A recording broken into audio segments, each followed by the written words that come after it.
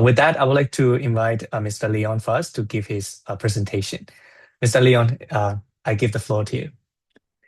Thank you very much, Christian, and thank you, Parina and Anita. And congratulations, both of you, on getting my name right on the first try. I've had all kinds of interpretations of my surname, and you both got it absolutely correct. So I'm joining you all this afternoon from Southwest Victoria in Australia. I live on a farm around 5 hours from the nearest city, which might make you think that AI technologies are a million miles away from my normal environment.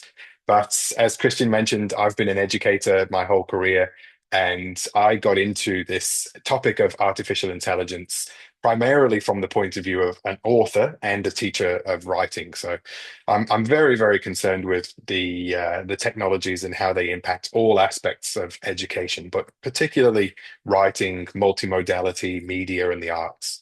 And I think some of that will probably come through in this session this afternoon. I'm going to pop my slides on. And whilst I'm doing that, feel free to follow Mary Lou's lead in the chat and just say who you are and where you're from. If you have access to the chat button, it would be great to see where everybody's joining in from this afternoon.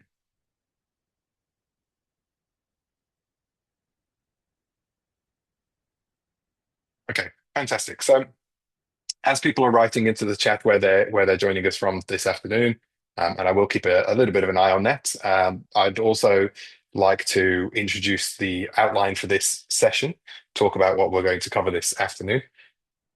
And I'm going to talk about 5 core principles of assessment, which have all emerged throughout my PhD studies, throughout my work with technology, but also are really informed broadly by my experiences in education. I've been a university and secondary school educator. I've taught everything from digital technologies through to English, literature, media arts, and various humanities subjects. And my perception of these technologies is shaped by all of that curriculum work. And I'm sure that in this group this afternoon, there's a lot of collective experience in different areas of education. I can see in the chat that there's people in here joining from Indonesia. I haven't been into Indonesia for some time, but I did go there about 10 years ago. A number of people from the Philippines, and it sounds like you're having a face-to-face gathering, which I'm slightly jealous of, and people from across India, Japan, all over the place. So we're going to talk about assessment validity. We're going to talk about reality of what these technologies can do. We're going to talk about trust and the importance of trust and transparency with our students and with one another working with these technologies. We'll talk about process and a little bit about examinations and why we use exams and why they're not the immediate answer to assessment security with Gen AI. And then we're going to finally talk about professional judgment, which I actually think our expertise and our professional judgment is probably the most important piece of this entire conversation. And what I would really like you to take away from this session is that these 5 principles that underpin the need to reimagine assessment, they're nothing new. They are things that we've held true for many, many years in education. I'm not going to be asking you to reinvent the wheel or do anything too drastic, but it will require a bit of a shift to account for these new technologies. We will have time for questions at the end, so I'll speak for about an hour and then we'll have time for 15 minutes of questions. But if you do have questions throughout the session and you wanted to pop them into the chat as we go along, I'll also take a look at the chat during the end of the session there. The first of the principles that I wanted to talk about is assessment validity. And this is a term which has been important in education for a long time, but has grown in popularity recently, particularly in tertiary higher education here in Australia. So when the artificial intelligence conversation really blew up in 2022, 2023, when ChatGPT was released, there were a lot of immediate knee-jerk reactions in the tertiary education sector across the world, not just here in Australia. And I'm sure many of you work in institutions that similarly had this moment of panic, almost a moment of existential crisis where ChatGPT was released and there were articles in the news saying that it was the death of education and the end of the essay and all of this doom and gloom. And many Australian institutions actually immediately banned ChatGPT and sort of decided what to do next. The reality of these technologies, which we'll talk about later, is that they became very ubiquitous very quickly. ChatGPT amassed 100 million users globally in just 3 months, which outpaced every other social media platform. And since then, we've seen mainstream large language model based AI technologies in various versions from various developers all over the world. As I speak right now, there are some which are still the most popular in the world and some which are the most powerful. And Chinese AI is competing with US-based AI companies in who's got the most powerful and sometimes the most accessible, the most open source versions of these technologies. I am platform agnostic, so I don't really mind what AI technologies you apply the information from this session to. But I'd always encourage you as educators to try to find what's kind of currently leading the curve. What is it that your students are using? And what are the most powerful technologies out there? So as we go through this session here, I might refer to ChatGPT, or I might be referring to Claude, or I might talk about Kimi K2, which is a powerful Chinese model. None of that really matters because a lot of the reasons that we need to redesign assessment actually predate ChatGPT. So what I want you to think about is these AI technologies, they are important. They have shifted our conversations a lot, but they didn't create the need for us to redesign assessment. I think some of that was probably already there. And I'm sure that that's true for institutions all around the world, wherever you're based. So I want to spend a little bit of time talking about this language of assessment validity because there's a lot of different definitions. I'm drawing on Australian definitions here, and you can see in the bottom left my sources. TEXA is the Tertiary Education Quality Standards Agency.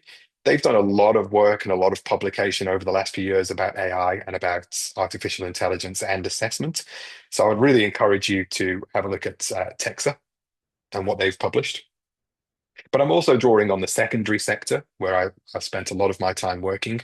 So the Victorian Curriculum Authority, the Queensland Victorian Authority, and also the Australian Skills Authority, ASQA, which is our vocational education authority. And they determine all of the regulation and all of the assessments there. All of these different bodies have overlapping language for what assessment validity means. And I'd encourage you to look to your own authorities, your own local or national authorities, maybe even your own university's charters, to see if there's any language in there that overlaps with these topics of assessment validity. These are really important topics when we're dealing with AI, because if we don't have all of this language accurate in the first place, then it really doesn't matter if the students are using AI or not, because the assessment isn't valid in the first place. I'll spend a little bit of time talking through each of these areas on the screen here. Some of them, if like me, you've been teaching for almost 20 years, will be second nature to you. And some of them, the language might need a bit of clarification. So content validity is essentially, does the assessment line up with the content that we've delivered? Are we assessing what we've taught? And this sounds like a really obvious question. You would hope most of the time we're assessing the things that we've taught our students. But there are all kinds of reasons why sometimes this isn't the case. Sometimes curriculum get very crowded. Sometimes we try to cram a lot in to our scope and sequence or our syllabus, and we end up glossing over or skimming over things, and the students don't develop a deep, meaningful understanding of that topic. So then when we assess them, obviously their understanding of that topic is a fairly surface level. One problem with Gen AI caused by that is that they now have access to a technology which can produce content, very believable content, at an incredible scale. So if we're only skimming the surface level of the content that we're assessing, then realistically, a student could very easily duplicate that using these technologies. Construct validity is overlapping, and that is are we using the best method to assess this knowledge and skills? So a little later, I'll talk more specifically about examinations. And exams are a really popular form of assessment, but they're not always the best means of assessing a particular knowledge and skills. For those of you that run vocational education courses in your institution, perhaps adult education or perhaps things related to the trades or medicine, healthcare, I'm sure that you, more than anyone, understand that the best way to observe somebody conducting a practical skill like a vocational skill is to actually watch them doing it. It's very hard to assess somebody's ability to administer an intravenous drip as a nurse by getting them to sit an exam and write through the theory of how to administer an IV. But because of expedience, because of scale, because of the volume of students that we have and the amount of time it takes to do assessments, sometimes we use constructs which aren't ideal. We might use a theory examination or an essay-based assessment when really a practical assessment or an oral might be better. And that causes problems in our assessment validity as well. And again, one of the generative AI issues introduced here is some of those assessment constructs are very easy for something like ChatGPT or DeepSeek or any of these language models to replicate. So if we rely on online education and written assessments, we're creating a perfect storm for our students to just do the entire course almost using a large language model. That leads on to consequential validity, which is our assessment decisions, our assessment design decisions, and the consequences they have on student behavior, and also the students' perceptions of the assessment task and the consequences on their behavior. So if I design an assessment and I'm not mindful of what these technologies are, what they can do, then a consequence of my assessment design might be that students almost unanimously misuse AI tools to complete that task. This is a tough pill to swallow. This is very difficult for many people in education to accept, myself included, as an educator for many, many years. But the way that I design my assessments has to change because the environment that the students are working in has changed dramatically. In my literacy courses, if I were to say to a group of students, even adult students, I work a lot with postgraduate teachers, even in a room of postgraduate teachers, if I were to say, okay, you have this assessment, it's a written assessment, you have 1 week to complete it, and you're going to do it in your own time and then submit it onto the learning management system. 80% or more of those students are probably going to complete the whole thing with AI at this point. If I'm being generous, only 80%. If I'm being realistic, it's probably closer to 100, and the one or two students that do it without using some form of AI might be themselves personally objecting to AI. They might have ethical reasons they're not using it, but increasingly those are in the minority. We have to accept that, and we have to consciously design our assessments so that the consequences for students might be that they understand whether the use of AI is permitted or not, but also if it's a good use of the technology or if it's a good use of their brain. We want to create environments where if they are using AI, it doesn't matter. And if they decide not to, there's a really clear rationale for why that is. I'll talk a little bit more about that later when we talk about trust and transparency, because I believe that the trust and transparency is really the key way that we influence student behavior on that front. The rest of these areas, authentic assessments and multiple modes of assessment, these are things that I'm sure many of you will be familiar with. Those of you that are experienced educators, you'll know that varying your assessment types is good practice. Okay, we can't just use high stakes end of units written examinations for every single assessment task. We can't use multiple choice questions for every exam. We can't use written long form essays. We have to have a bit of variance in there. There has to be some discussion, some note taking, even some informal assessment. There's got to be maybe some tutoring relationships, some question and answer. And then sometimes we'll have essays, and sometimes we'll have exams. Sometimes we'll have practical assessments. Where possible, they need to be authentic and reflect the reality of what students will be doing with that knowledge and skill outside of the context of the university. If all we're doing in universities is taking students through arbitrary examinations or arbitrary assessments, really all we're doing is testing their ability to work under those conditions. And lots and lots of research has showed us that even the highest pressure university environments that don't prepare students for the real world, graduates from those universities don't stay in their jobs for very long. So we want to be really trying to focus our attention on developing assessments which are authentic. And then finally, the inclusive and accessible assessments. These are really, really important. We know globally there's a growing push from students themselves. Students are much more vocal now than they were, say, 10, 20 years ago. They're much more knowledgeable about their own needs. And this has been a huge change that I've seen in 20 years of education. I've seen a push towards more inclusion and more accessibility, which I think is really good. And the more accessible an exam is or an assessment, the better it is for everybody. Um, the analogy that I like with accessibility is when we put accessibility features into something, we generally improve it for everybody, not just the people that we're trying to improve it for. If we think about physical accessibility, if we think about wheelchair ramps on buildings, which are in Australia mandatory accessibility features on new buildings, wheelchair ramps don't just improve the environment for people in wheelchairs, they improve it for people with pushchairs, young children, people who are struggling to carry things or can't carry things upstairs because of temporary disabilities or because their bags are too heavy. Wheelchair ramps improve the overall environment for people, including those without disabilities. We want to think in the same way about our assessments. How do I design an assessment that catches as many students as possible doing the best work that they can demonstrate, irrespective of what their particular need is at the time when they're sitting that assessment?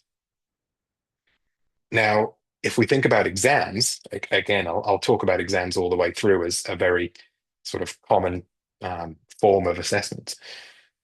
Exams are very secure, but they're not very accessible. At least a third of most students in an average cohort can't access an examination. They can't do their best work under those conditions. That might be because of neurological developmental disorders. It might be autism, ADHD, dyslexia, but they could also be physically disabled and not able to sit in an examination hall that period of time. They might be ill on the day of the exam. They might have pressures outside of education, which mean they can't concentrate. They might have anxiety. There's all kinds of reasons why exams aren't accessible. So if we rely on that as a point of evidence and a single point of evidence in a course, then we're probably saying 30% of our students can never do their best work. And I think, you and I, we're all educators here. I think we would agree that we are in the business of seeing what students can do. We're in the business of sort of grabbing students and looking at the best that they are capable of, not creating conditions where they can only do a certain amount, and we're limiting that in the interests of assessment security. So with all of that in mind, this is a lot of balls to keep in the air. This is a lot of things to juggle. But most of this is a partly common sense and partly good assessment practice that predates AI. So I don't want you to see all of this and think, oh no, there's so much that I have to do here. Most of this is just good practice, maybe a few things that we need to revisit, okay, and maybe a few things that we need to think, have I been doing this? Do I need to make a few tweaks? Can I make this assessment task more valid before I even worry about AI? So just to sum up that conversation there, because it is really important, if you can design assessments which are accessible and inclusive for the majority of your cohort, there will always be certain edge cases where you have to make modifications, but let's try to capture as many people as we can. If you can deliver those assessments in various modes, verbal, oral, written, examination, long form essay, practical, and do that over time, over a semester, over a whole year, over a 3-year course, building up a pool of evidence about what a student can do, And if each one of those assessments is reflecting the authentic skills and reflecting the content and the most appropriate construct and the means in which it's assessed, that is going to be a really strong, really robust assessment task. And those assessment tasks are going to withstand students using AI in all kinds of ways. Okay. We're trying to design out the problem of students just wanting to cheat with AI or defaulting to cheating with AI. The next principle is that we design for the reality of what these technologies can do. Now, in 2022, I started my PhD, and I actually started it before ChatGPT was released. ChatGPT was obviously the watershed moment, but the term generative artificial intelligence, or Gen AI, did not exist. We were calling these things automated writing technologies. We were calling them large language models, their technical term. All kinds of names existed, but Gen AI really didn't exist as a catch-all term. If we flash forward to the end of last year, certainly over here in Australia, videos of AI generated bunnies on trampolines were going viral all over TikTok and other platforms. Every single person you spoke to has an opinion on AI. Social media is filled with stories of artificial intelligence. And then obviously in our classrooms and lecture halls, every single student is or appears to be using artificial intelligence for something. So in just 3 years, we've had this huge escalation of the technology. What I want you to reflect on is your understanding of the technology, where you sit on the, I guess, the curve of usage. Would you consider yourself a very high user of AI, somebody who has been invested in this since 2022, exploring lots of things, testing things out? Or someone like me, perhaps, who's been researching in this area for a long time? Are you at the other end of the curve, whereby maybe you haven't used it at all, or you've deliberately avoided it, or you really don't like to use it because of personal ethical reasons? Or are you somewhere in the middle of that bell curve where perhaps you've dabbled, you've used a little bit of the obvious platforms, you dip in now and then, but you haven't tried it much? Across the world, all of the schools and the universities that I work with represent that sort of fairly standard distribution curve. And I'm sure within your institution, you'll have both ends of the extremes and the majority of you somewhere in the middle. I would really encourage you to talk to your colleagues who have been investing a lot of time and energy in this technology, because it's probably better than you think in more areas than you are aware of. And I say this with confidence because I do this for a full-time job, and I can't stay on top of what these things are capable of. So I think people with actual real jobs like yourselves, no chance. So if you're feeling like it's all overwhelming and you get left behind, that's pretty much everybody's experience with this technology. It moves incredibly quickly. It is now safe to say that an authentic assessment in most domains, most disciplines, um, not just my main subject areas of language arts and media, in most domains, an authentic assessment probably needs to include some form of this technology at some point. Either an acknowledgement that students can use the technology, or maybe an ethical discussion about the technology, or some direct instruction to teach the students how to use it well. I think it would be inauthentic now to remove the technology entirely from our assessments. When students move outside of the four walls of our institutions, they will find themselves in work environments where they are surrounded by this technology. Some organizations are deliberately pushing the technology onto workers. Others have been slower on the uptake, and maybe workers are finding the technology before their bosses do. But in almost every industry that I work with, this technology is having a huge role to play. Outside of education, some of my biggest clients for consulting work are in accounting, finance, and law. And in those institutions, in those industries, the technology is already very, very ubiquitous. So when we're designing our assessments, I want you to think beyond the obvious of what this technology means. I'm sure most of you will have experimented with the chatbots that are popular. And again, I don't mind which flavor of chatbot you've used. It could be something like a ChatGPT or a Gemini, the US bodies. It could be a DeepSeek or a Kimi or one of the open source Chinese models or something else entirely. But that chatbot interface, text to text, you type words in, it types words back out, is really just the tip of the iceberg of what these things can do. Generative AI really broadly now covers image, video, audio. We see models which are really powerful at writing code and can therefore produce simple applications, websites, and anything else that we can produce with code. There are research labs and corporations working on things like generative artificial intelligence for virtual reality. I saw an article just earlier this week from Google and their DeepMinds lab, which is their AI research lab. They've just released more information on something called Project Genie, like genie in a bottle. And Project Genie is what they're calling a world generator. It's essentially an image generator, but once you've generated the initial image, you can step inside it as if it's a video game, and the thing unfolds in real time. So we're starting to see the beginnings of immersive simulated environments generated by this kind of technology. I want you to pitch your mind forward a few years, maybe even just a year or two.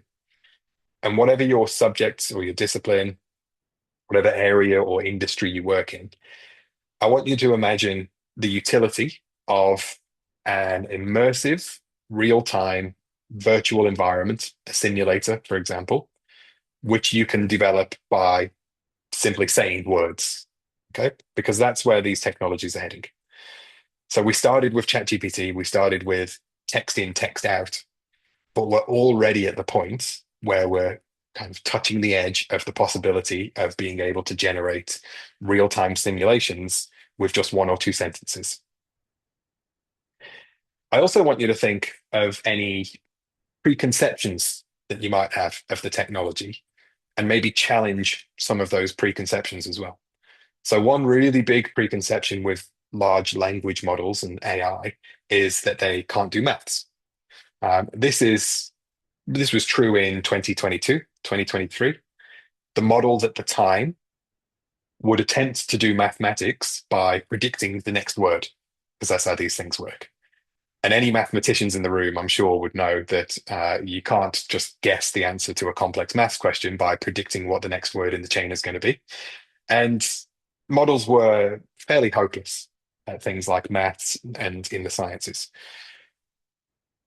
This example was recorded just a few months ago.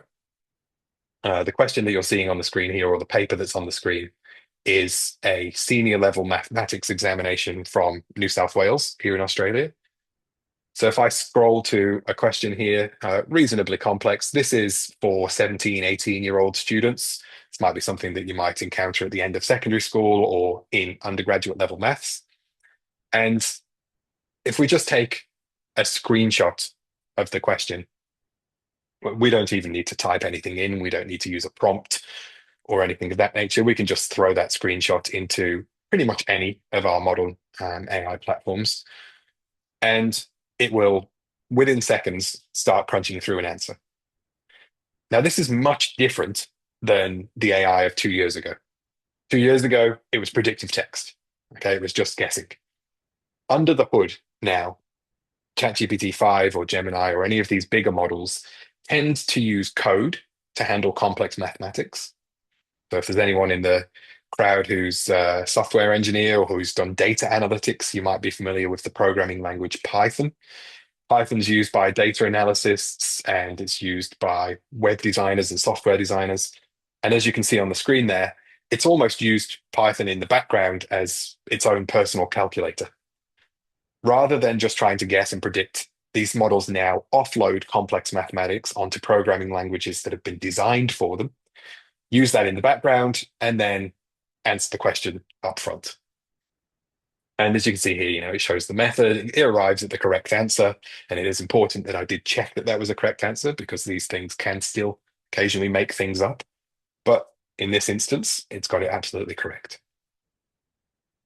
In my experience, I test the new models every time they come out. At the moment, I'm currently testing out Kimi K2, which is the newest model release from that organization. And I normally like to try a senior level mathematics exam, something from either a senior secondary or an undergraduate level maths course. They've moved from getting 50, 60% and sort of guessing their way through the answers to up in the 80s and mid 90s, which puts a 2026 AI model probably in the top 5% of your students in terms of their capabilities. They won't always get things right with maths and science, particularly as things get more and more complex, but they are much better now than they were 2 years ago. So if you work in a subject area where you are working with complex equations, mathematics, sciences, physics, chemistry, biology, I would really encourage you to seek out one of the best available models in your area and just test it out, especially if you haven't tested it out in the last couple of years.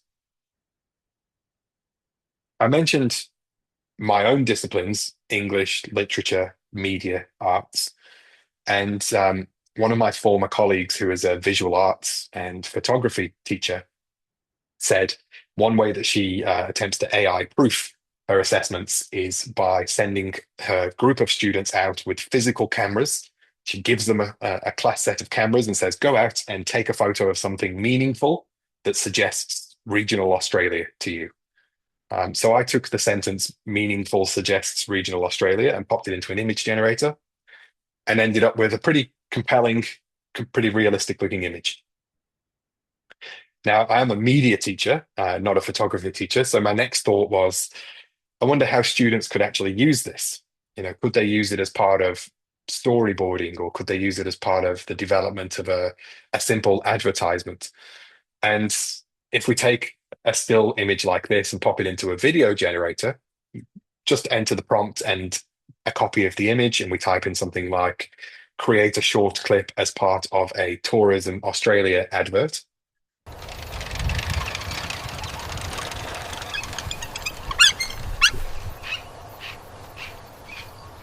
Then we get a cheerful looking kangaroo.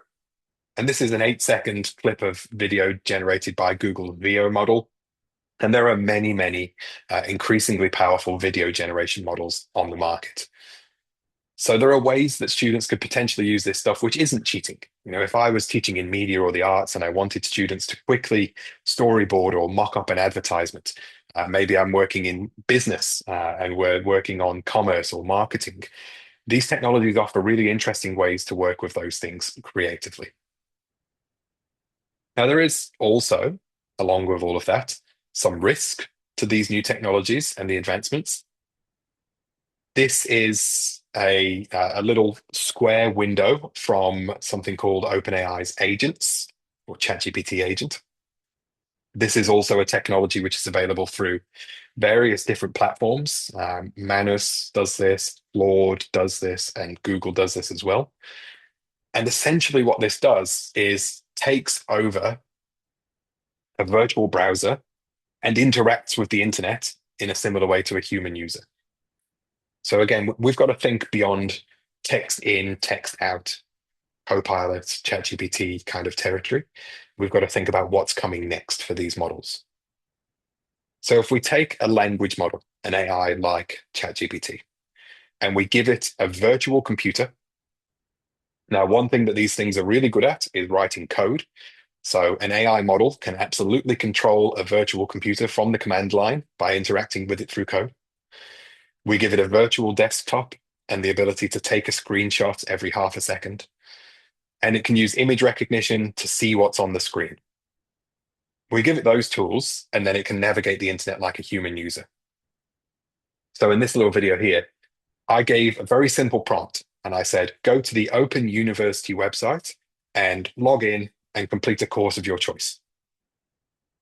Now, the agent here It's moving the mouse around, and you can see a little bit of text scrolling where it goes through its thinking process. But it immediately hits a security error. You and I would know that's just because it doesn't have an email address, but it's a chatbot. It doesn't know anything. So it goes and it reads the help pages from the university incredibly quickly. When you see this gray scrolling text, it's consuming all of the information from the web page directly. And it very quickly reads all of the frequently asked questions pages, all of the help desk pages that it can find from the Open University website to try to get to the bottom of why it can't access the courses. Now, eventually, it works out that it needs an email address. With no further prompting from me, it decides that it will go and create one. So it goes to a few temporary email address websites. It starts off by going to this website, mail.tn, but it can't get past the prove you're not a robot security feature, ironically. So it gives up on this website and it tries another one. It tries a website called maildrop.cc and hits another problem there. It's very persistent. So at this stage, it's worked out that it can't access the Open University's learning management system because it hasn't got an email address.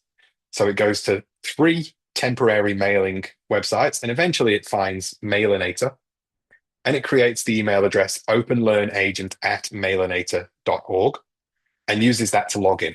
The moment that it's logged in, it's chosen this course, Exploring the Boundaries Between Religion and Culture. I don't know why, but that's the course that the agent has chosen for itself. And as you can see on the screen, as I'm talking, it's already 3 modules through the 4 module course. In the background here, it's also answering short answer questions, clicking multiple choice buttons, and providing a summary for the user of all of the content. If I skip the video to the end here, you'll see that after working for 13 minutes, it troubleshooted why it couldn't access the course, created an email address for itself, which it then used to create an account on the Open University Learning Management System, logged in, found a course, completed a course, and wrote this little summary for me in 13 minutes. So I want you to think about how much of your education, how much of the delivery of your education happens online in an LMS, in a learning management system, something like a Moodle or a Canvas or one of those large university systems. Because it would be trivial for a student to provide an AI agent such as this with their username and password and say, hey, look, just log in, pretend to be me, and complete any outstanding work. We really need to think about our assessments because there are some really good capabilities of this technology. But if we rest on our laurels and we just keep treating online education in particular as business as usual, then increasingly we'll find that it's AI agents completing the work and not actual humans.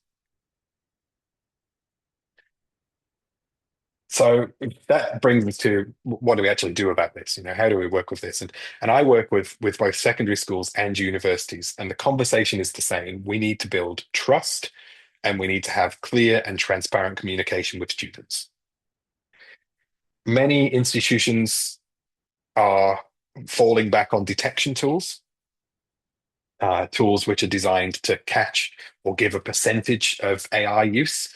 And unfortunately, these things are very problematic. They don't work as well as the developers claim. We have to remember that the companies producing AI detectors are generally commercial companies with commercial interests. Turnitin is certainly one of the most popular here in Australia and in the US.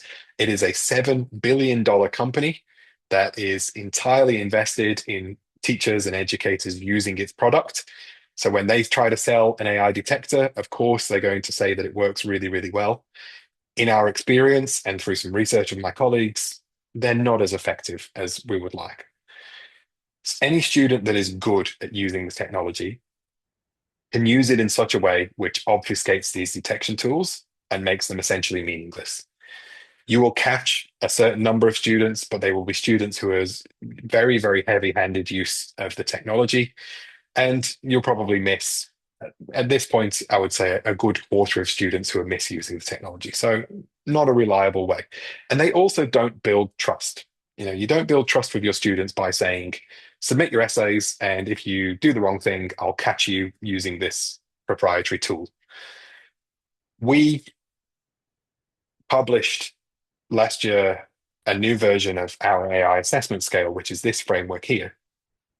And if you've seen any of these sessions, and I know that Christian and maybe a couple of the others may have seen my sessions at HKPU or elsewhere, and we've talked about the AI assessment scale now for a number of years as essentially a framework for promoting transparent discussions with students. This is not an assessment security tool. You cannot say to a student, please don't use AI, level one. We'll write all of the level one language on our assessment sheet, and then we'll hand it to students and we'll say, please don't use AI, and then we cross our fingers and we hope that they don't. Okay, that doesn't work. We would love it if it did. And I'm not saying all of your students are compulsive cheats, but realistically, if we hand a student a piece of work and say, please don't use AI, we might as well just cross our fingers. We have to create conditions where our assessment tasks fall into these kinds of categories and where the student's use of the technology is acceptable up to a point, and the task only ever reaches that point. So let me explain by example what I mean. There are some really good reasons why we would not want students to use AI. For example, if I'm a language teacher and I need to test a student's ability to write in any language, I can't allow students to have access to a technology which can proficiently translate from one language to another.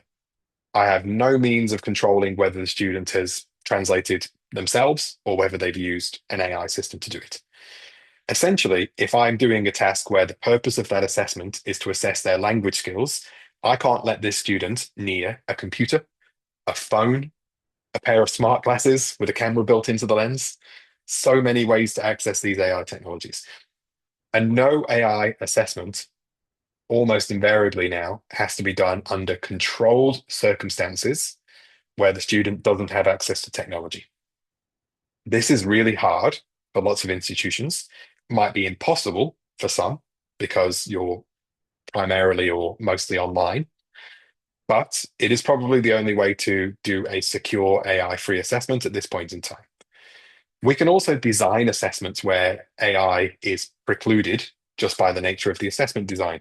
So a practical exam, an observation at work, something in the vocational fields, many areas there, AI would be excluded from that scenario just by the fact of the assessment being as it is.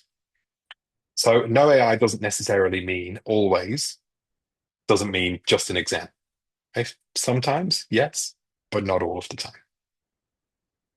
Now, for every other level on the scale, we have to be really clear with the purpose of the task and then with how much AI use is permitted.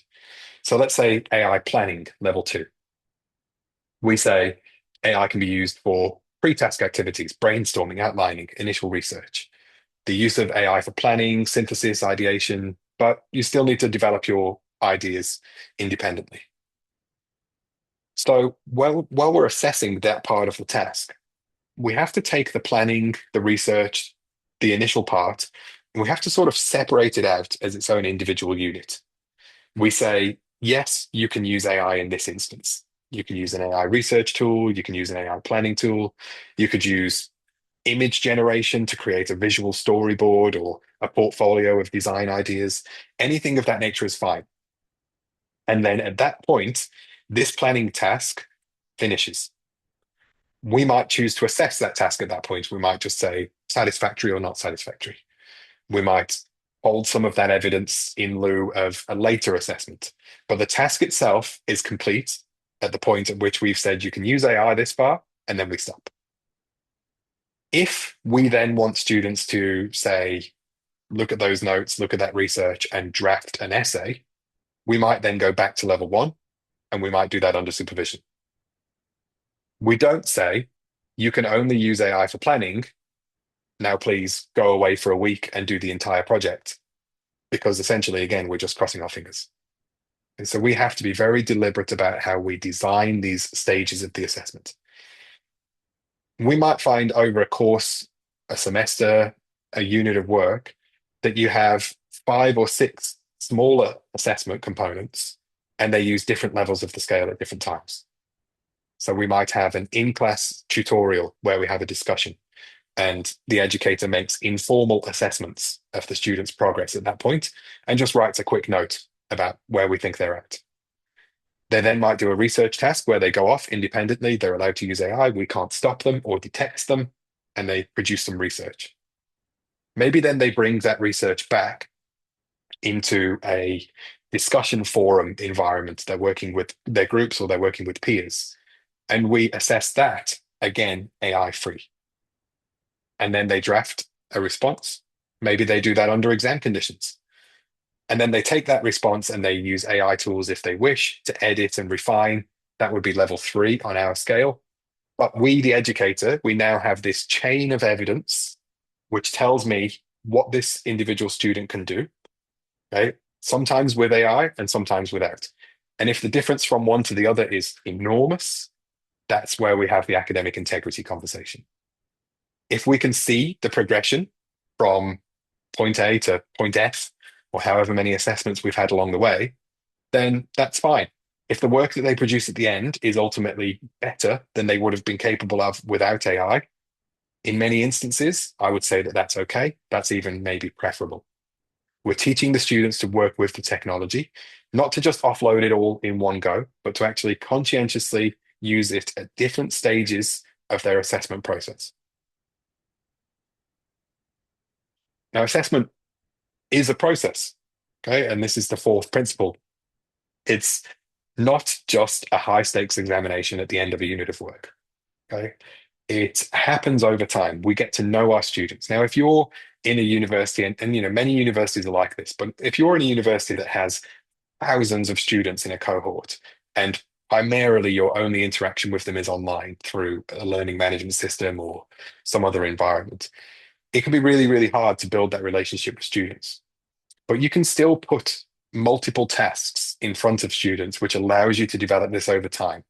Institutionally, you need to develop approaches where maybe the assessment of students is broken down into smaller cohorts so that whoever is assessing those cohorts can develop that relationship over time. The most important thing is that we don't just rely on a single point of assessment, because realistically, we don't know if a student is misusing AI or not if we've only got that one piece of evidence to judge on. Now, we should also be able to do this without increasing educator workload. We don't want educators just doing thousands and thousands of assessments at every hour of the day. We don't want them sitting poring over student work until 9 p.m. and sort of falling asleep at the desk. We want to be able to do this in ways which are respectful of educator workload. So I think that we need to be able to do informal and formal assessments. We need to be able to have a conversation with a student about a topic and be able to make a mental note of how we think that student is doing and use that as evidence later on down the track to justify a grade.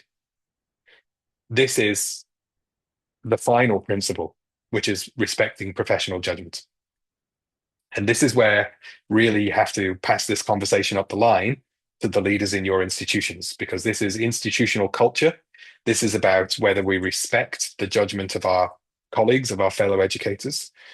And we can do things to make this even more valuable. We can increase the amount of training and time and professional development that we spend on quality assessment. We can improve benchmarking and moderation processes, cross-marking within and across faculties and subjects. There are lots of things that we can do to improve the capacity of our educators to make professional judgments. If I'm looking at a university course, and let's say we've got one lecturer, they've got 200 students and a team of maybe 6 assistants who are involved in that assessment.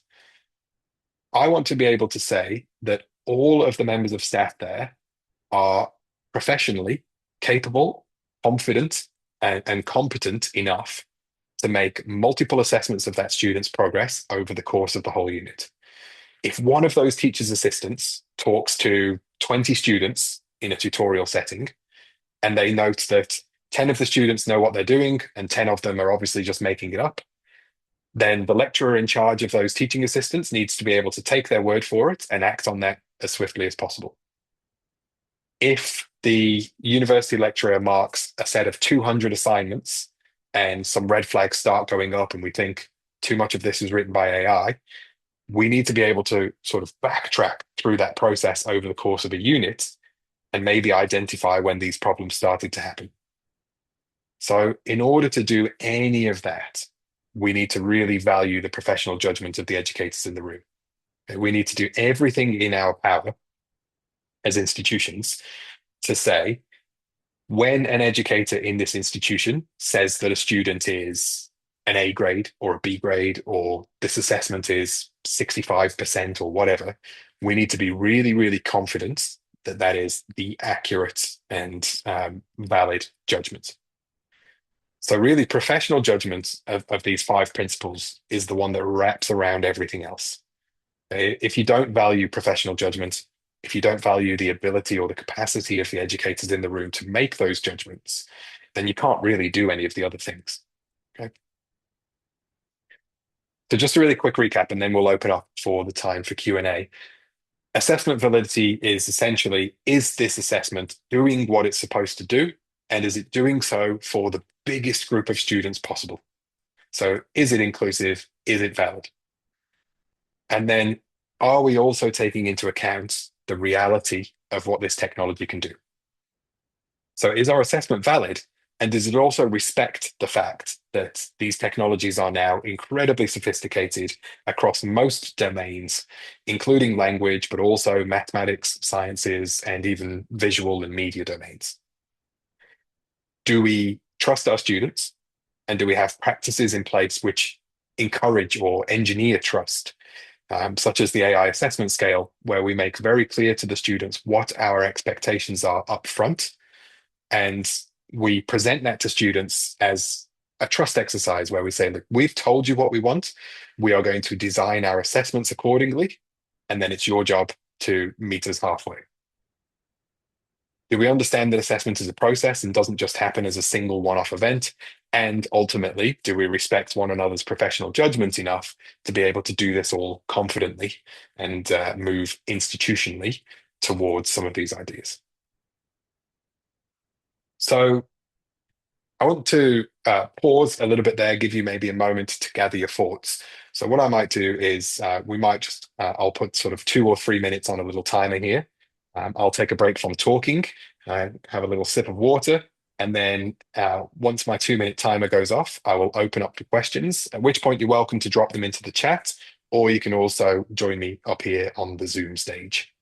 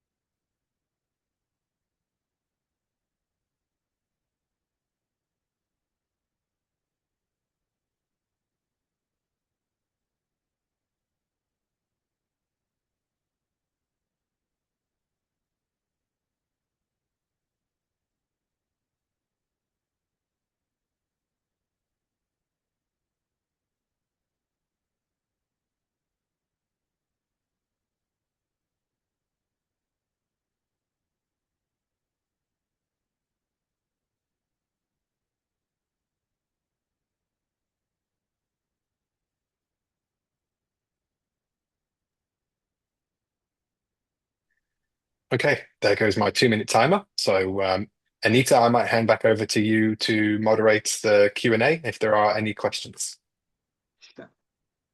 Thank you so much, Mr. Leon Furze, for you have mind boggled the participants definitely. For all of us educators to think about the repercussions of the current technology on our age old idea that an exam is the best assessment. And also, for me, especially when you said detection tools are not the way forward, that's not the task we have to do, but rather depend on trust and transparency and trusting each other's professional judgment. I think these are the thoughts that are the sparks that we will be giving our educators today, for all of us to start rethinking the way we looked at assessment and not just blame it on AI, but look at it as our way forward with our students.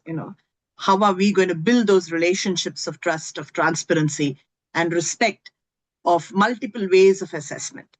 So I would, there are some questions in the chat which I can read out. Do you think the AI ubiquity has shifted our focus too heavily towards academic integrity at the expense of deeper questions about assessment validity? I think it's a really good question, and I've used the word ubiquitous quite a few times in this session because I think you can't understate how much of this technology is out there at the moment. And it's not just in my little social media bubble where everybody seems to be using AI, but the companies that are developing this technology are almost aggressively pushing it into all of their platforms. So certainly over here, our biggest education technology providers are Microsoft and Google. And it's almost now impossible to have an education technology license without an AI assistant appearing in it. I think that the problem with that conversation, to the point here of the person asking the question, is that it has meant that we've been in a bit of a panic mode the whole time.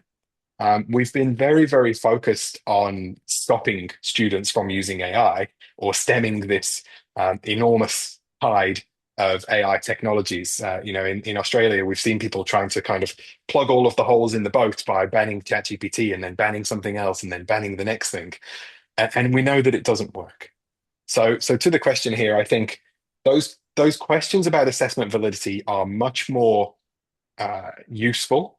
They are much more robust and rigorous. And frankly, for me as an educator, they're much more interesting. I would find the constant efforts to catch and detect AI incredibly boring. Frankly, if I thought that my job as a literature educator was to just catch my students using artificial intelligence, that would feel like a waste of my time. So I think the most important thing is those questions of assessment validity are much richer educative questions.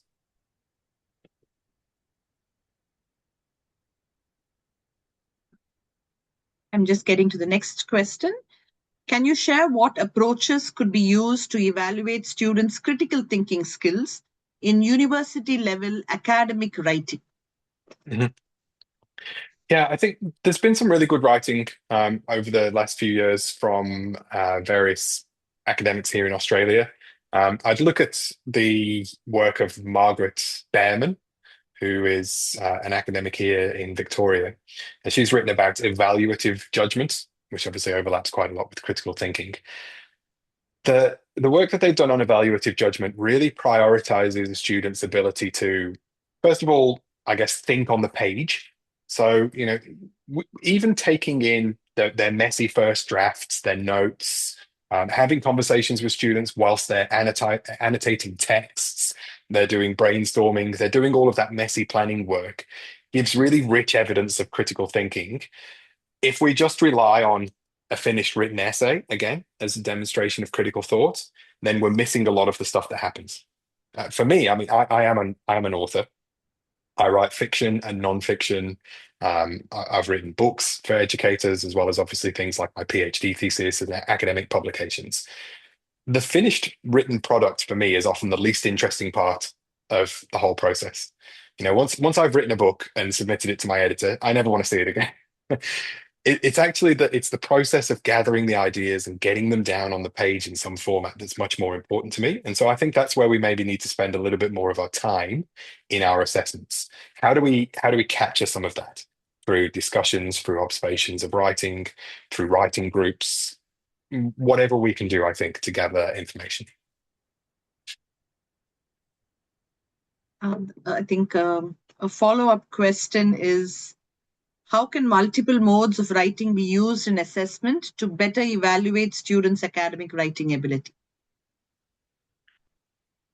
We have to almost take writing off a pedestal, I think. And this pains me as a writer and a teacher of writing, but we've privileged writing as the ultimate form of assessment for a long time, alongside exams, obviously.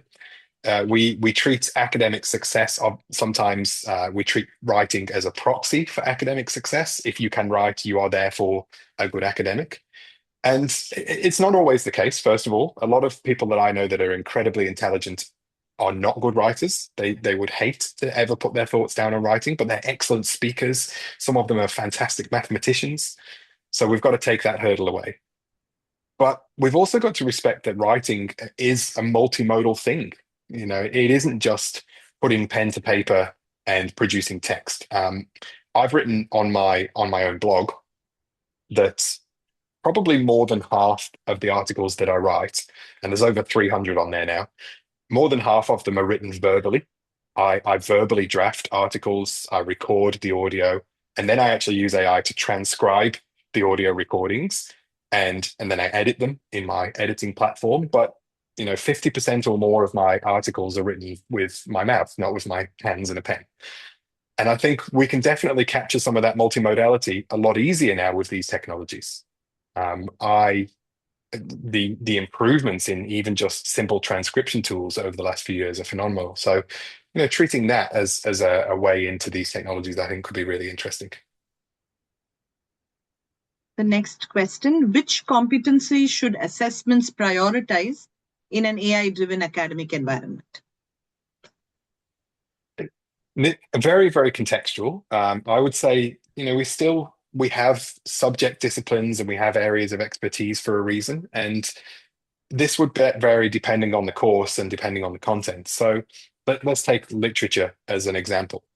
If I were still back in the classroom teaching literature, I could probably do 90% of my entire course without a computer, let alone without AI. And so most of my assessment competencies would be very traditional assessment of their ability to analyze text, their ability to do, those kinds of skills. If I were working in an environment where the course that I was teaching intersected with the digital a lot, like business, marketing, economics, finance, writing outside of the content of literature, any of those industries where students are going to encounter digital technologies, then I think some of the competencies now should include their abilities to use these technologies. So obviously there's the really big stuff like critical and creative thinking, but I think still, assessing the core competencies of our subject disciplines still has to be the priority. And that will be very, very contextual and will have an impact on how much technology the students use. There's another question. Do you notice any defensible role for traditional exams in this AI-rich future, as they are still seen as one of the most preferred assessment tools? Yeah, look, exams are always going to have a place. I have on my presentation actually a slide which I'll just jump back to. It's one that I didn't show, and it's more, I suppose it's quite specific to our Australian secondary context here, some of the language, but I'm going to pop it up now anyway. So what are exams? Exams have a purpose, okay? Exams are standardized insofar that every student in a given cohort completes the same exam, often at the same time and under the same conditions. So standardization is really good for getting a benchmark on a cohort's abilities, but it does tend to exclude people at either side of the distribution curve. Statistical moderation, which is essentially just our ability to moderate a cohort against a standardized exam, is also really useful. If we can take a standardized exam And then we can maybe extrapolate from that, well, this student is studying in a university where the lecturers are very generous, and this student is studying in a university where the lecturers are very strict. But based on this standardized exam, we can adjust their marks this way or that way to produce a final graded outcome, which is more acceptable to everyone. That's a really good use of exams. Unfortunately, it's not the way that most people use exams. Most people use exams because they're secure, which means, students ostensibly can't cheat, and that's it. And that's the only rationale. So what I would say is, to answer that question, exams have a place, but it's probably not the place that most institutions think. And, if we could maybe use them just for statistical moderation and benchmarking, I'd be okay with that. But otherwise, we're maybe excluding too many students. The next question is Gen AI limiting in collecting research material? Maybe. Yeah, I think there is a risk that obviously with the great volume of materials that have been scraped from the internet and the homogenizing effect of AI, there's a risk that AI will just keep churning out more and more information that will then flood some of those systems. There's also a risk that people using AI as opposed to traditional library search methods will miss a lot of important content. If you use an AI-powered or semantic search, for example, they tend not to find fringe papers or papers written by sort of non-mainstream journals. They tend to marginalize and again homogenize to the middle. So possibly, I think it's there's definitely a risk there to homogenizing research outputs. The next is a follow-up to your previous answer. Yes, standardization is a great point. Do you think designing AI-resistant assessments may risk marginalizing students who already struggle with traditional formats? Possibly, yeah. So again, this is why we have multiple modes of assessment, and we're bearing accessibility in mind as we go. We can't do the knee-jerk reaction of, well, okay, let's get rid of all of the exams and replace them all with orals, because that's going to have exactly the same problem. There will be students with all kinds of reasons why they can't do their best work under an oral condition. I tend to think best myself by speaking out loud and then kind of looking at what I've done and written, but I'm actually not very good at doing standardized sort of oral assessments. When I was at school, whenever I had to do an oral, I could never remember what I was supposed to say, and I would just kind of stand there mutely. So having a range of assessments is the way to mitigate this problem, because you might have a student who does really well under examination conditions, and good for them. They might don't do so well in a practical coursework experience, and there might be another student for whom the opposite is true. We're giving both students the opportunity to demonstrate their best work at some point during the course. We don't have any more questions in the chat, but I can invite the audience if you want to unmute yourself and speak out and share or ask a question. Please feel free to do so.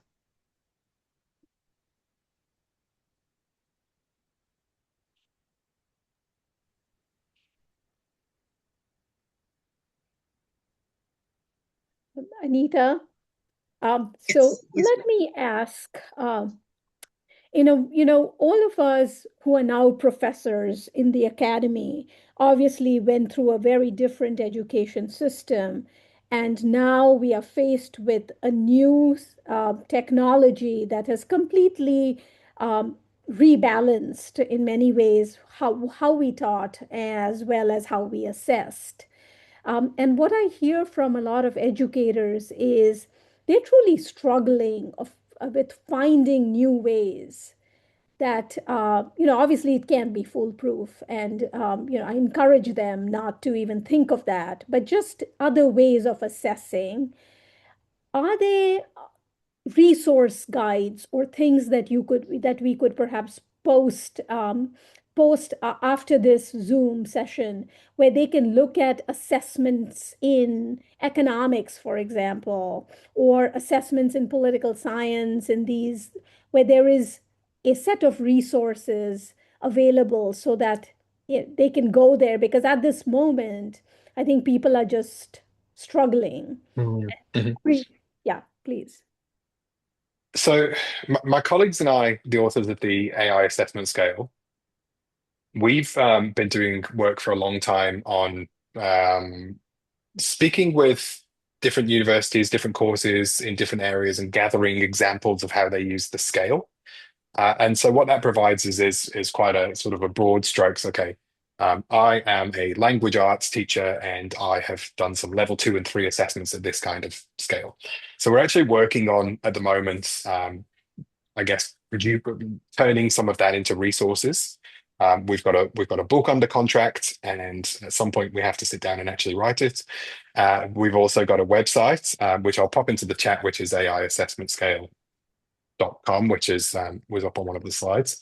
I'll also pop my blog on there as well. And we're actually starting now to work on a course, an online on-demand course where people can go into modules and look for those, because we're not seeing a lot of that out there. What we want to see is real educators in classrooms sharing examples of what they've done. What we do have at the moment, though, is on the AIAssessmentscale.com website, down in the resources section, we have made a custom chatbot that's got a lot of our literature about the assessment scale in its context materials. And if you upload an assessment task to it and say, how would I do this at level 2 of the AI assessment scale, it will generate an example assessment. It might say, ask you a few questions in return. Who's the audience? What's the subject? All of those things, but it will actually help.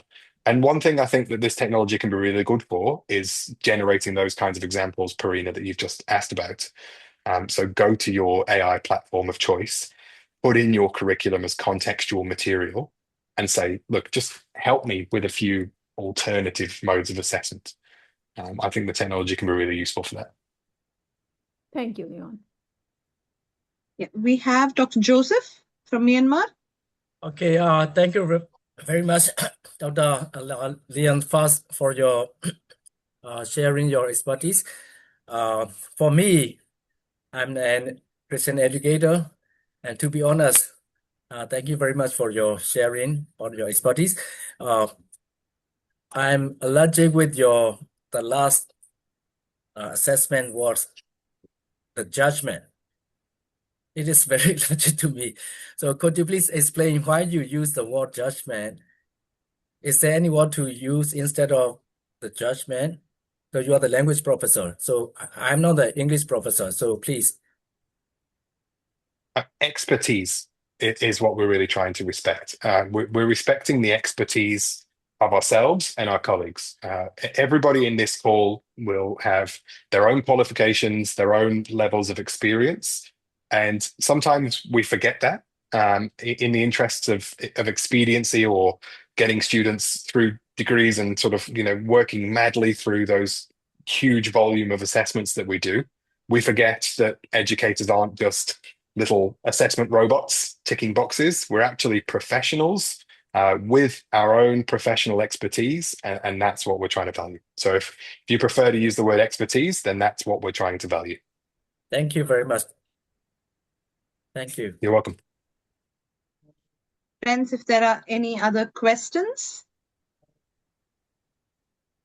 And Anita, whilst we're wrapping up and we're just seeing if there's any final questions, the QR code on my slide there goes to my newsletter, which is just a digest really of my blog posts. As I said, there's about 300 articles on the blog and counting, 366, I think, last check. And I normally post maybe 2 a week. A lot of what's on the blog is AI assessment education, and also a certain amount of what's new with the technology, some of the critical conversations, some of the ethics conversations. So if you are interested in those and you've enjoyed this session, then by all means, jump in and you'll hear from me once a week. I'd like to just say thank you as well to Christian and Anita in particular for reaching out and organizing this session. I've had some great questions from the crowd, and hopefully you found these materials useful. Yeah, I think we don't have any other questions. So on behalf of the United Board, this is a big thank you to Mr. Leon Furze for leading us into a thought process, which basically I think is telling us that we have to work together. As you were saying about assessments, and especially your final point on expertise or judgment, it is time that educators, we need to get into co-learning spaces where we learn from each other, brainstorm together, and find what works. All our experiences matter.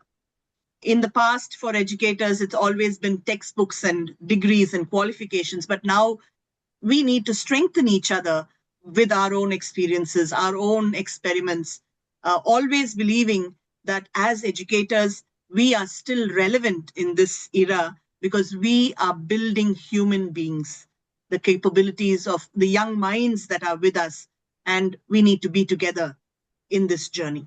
Thank you so much, Mr. Leon, and thank you, friends, for joining us. Please do fill in the feedback form that is available in the chat box so that we are able to design and take forward many more such meaningful endeavors. Thank you once again to everybody. Thank you, everybody, and have a good afternoon. Thank you, Mr. Leon. Thank you, everyone.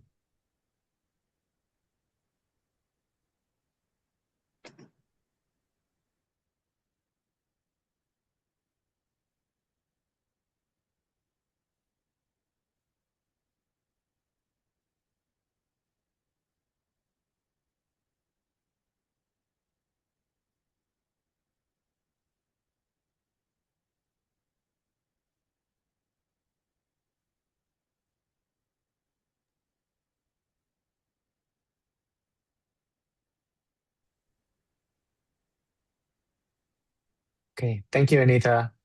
I'm gonna Thank you, end the Christian. session See you here. soon. Yeah. Yeah, see you soon.